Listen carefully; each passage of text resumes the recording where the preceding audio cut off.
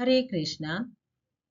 ಶ್ರೀ ಮಹಾವಿಷ್ಣುವಿನ ಕೃಪೆಯಿಂದ ಇದುವರೆಗೆ ನಾವು ಶುಕ್ಲಾಂಬರಧರಂ ವಿಷ್ಣುಂ ಪ್ರಾರ್ಥನಾ ಶ್ಲೋಕವನ್ನು ಪಠಿಸಿ ಎಲ್ಲ ವಿಘ್ನಗಳು ನಿವಾರಣೆಯಾಗಲೆಂದು ಪ್ರಾರ್ಥಿಸಿದೆವು.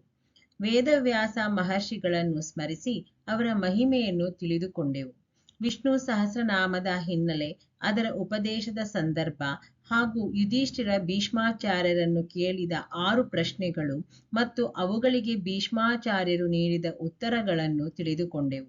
ಸಂಕಲ್ಪ ಶ್ಲೋಕವನ್ನು ಪಠಿಸಿ ಶ್ರೀ ಮಹಾವಿಷ್ಣುವಿನ ಅವತಾರವಾದ ಶ್ರೀ ರುಕ್ಮಿಣಿ ಸತ್ಯಭಾಮ ಸಮೇತ ಶ್ರೀ ಕೃಷ್ಣ ಪರಮಾತ್ಮನನ್ನು ಸ್ಮರಿಸಿದೆವು.